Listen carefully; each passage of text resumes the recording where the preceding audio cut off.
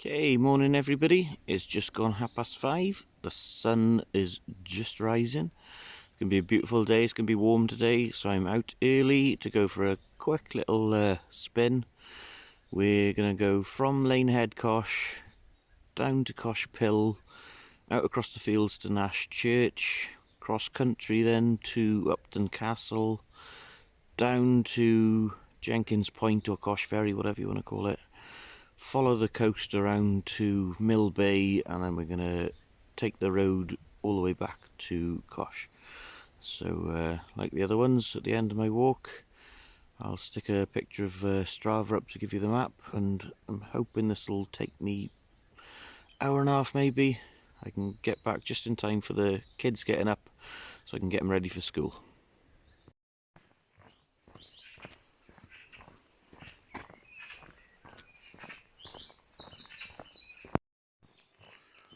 Okay, we've just got to the bottom of the hill here, and we zoom in.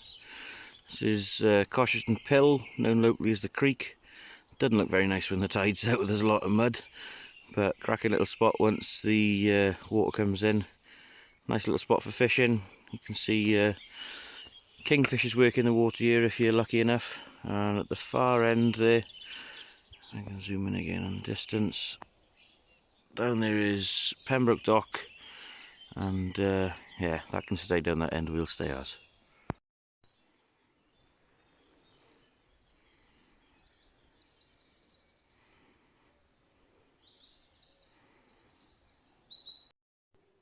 Okay, so we just come to the end of Broadford Lane, and we've come to this ford which crosses the road here.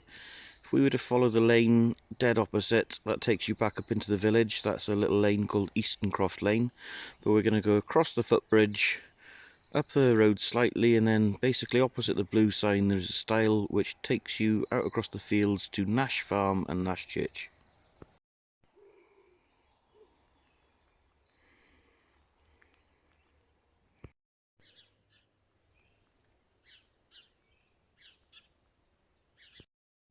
Okay, there's St Mary's Church Nash there in the background. I've just come past it, come through this gateway, and you'll head across this field which is being opened up as a camping and glamping site. And you'll head to the far corner there, and there's a slop in the field, cross a little stream, and we're heading uphill then towards Mayston. Okay, so we're going to travel uphill now towards Mayston. To save you looking for the stile, because it could be anywhere in that hedgerow, basically head straight up the field towards a big oak, and basically at the base of that oak, between that one and that one, there's a stile, kissing gate, whatever you want to call it. That's where you're heading for.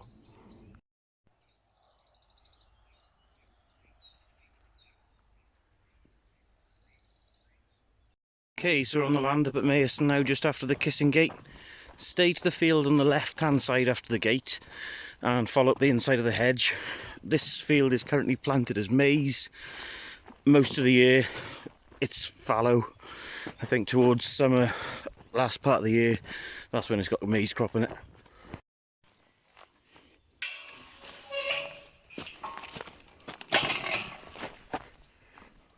Okay, we're back out onto the road here. Left is back down into the village of Cosheston. Go right, we head down to Milton and Carew. But we're going to go out through this kissing gate now. Oh, sun's up now. And we're heading out across the fields to Upton Farm and Upton Castle. Okay, carrying out across the fields at Mayston, Upton, whatever you want to call it now.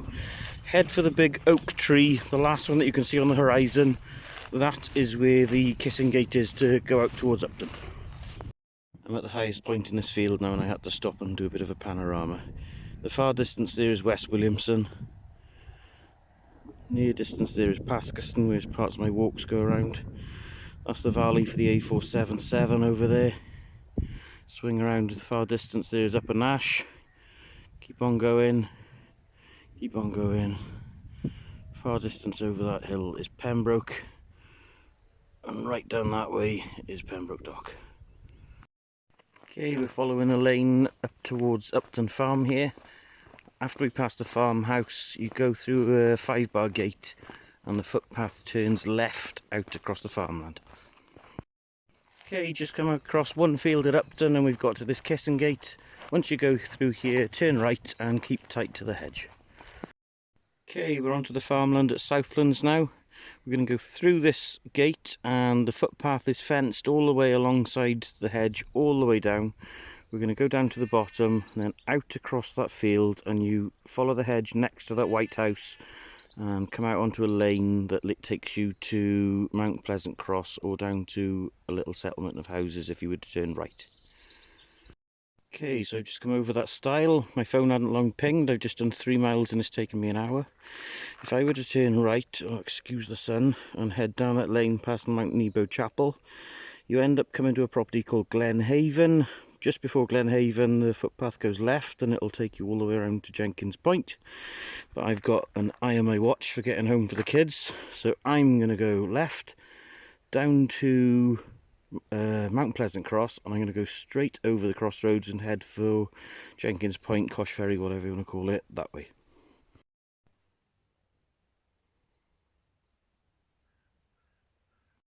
Okay, we've just started dropping down the hill, which would take you to Cosh Ferry, Jenkins Point, whatever you want to call it. Lovely view from here.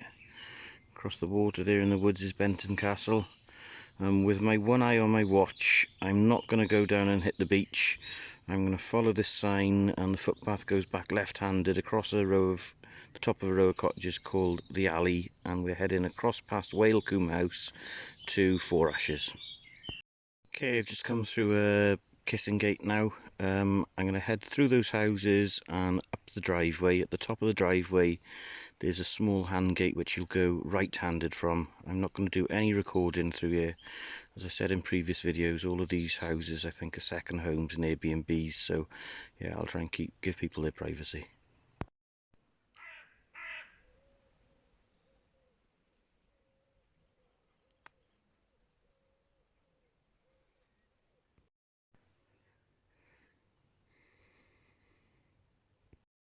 Okay, just dropped down from Four Ashes straight into the woods. There's a fork in the footpath here. If you go left, it takes you to a little place called Millbay Cottage, and then onto the public highway and back to Cosh. We're going to go right through that hand gate, and that is going to take us to Millbay itself.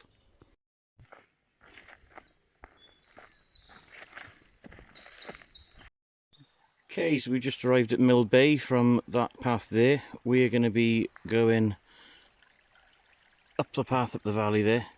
It does actually split here, and you can normally go back that way, the other side of Millbay, but from one of the big winter storms, well, since the last time I was out walking anyway, the wind has done a good job in skipping over some trees, so the footpath from Millbay to the Folly is currently closed, as there are about a dozen trees which are over the footpath. So you can go that way, but you've got to keep your eyes open to see if it's open.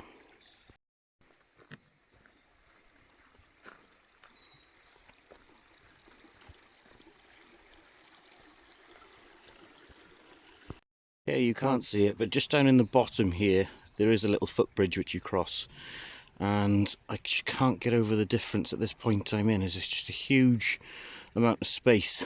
There must have been 6 or 7 trees here. You can see some of them that have dropped in the last lot of winds, and yeah, we've got undergrowth in here all of a sudden. We've got light coming down for everything else. Okay, just exited the woods from that hand gate. It's near a property just down there called Rose Cottage. Once you come out of it, we're turning right, and we're following that road. It takes us back to the village of Cosh. Just a quick panorama of a bit of parkland here. Down behind those trees there is Cosheston Hall. It used to be called Woodfield Hall before they changed the name, and the woods behind it were Woodfield Woods. There are Cosheston Hall, and this is part of the estate and the parkland. We're just coming back through the 30-mile-an-hour signs, back in onto the top of Lane Head where I started the walk. Okay, so what's it now? Just gone 8:25. Kids have just gone off to school. My battery died as I was coming to the end of the walk, so just been recharged. According to my watch, the walk was 4.9 miles. It took me just under an hour and 40. Best time of the day I think was to get out, because it's now just hit 20 odd degrees. Yeah, it's going to be a warm one today. If you were to go out walking in that time of the morning, put some decent footwear on. My feet got a little bit wet with all the dew on the grass, and have a decent pair of trousers as well, because there's certain points where thorns and nettles etc are starting to kiss at the edges of the path. So yeah, cracking walk if you want to do it. Follow my map, it's going up after this. It's a map off my Strava, and yeah, enjoy.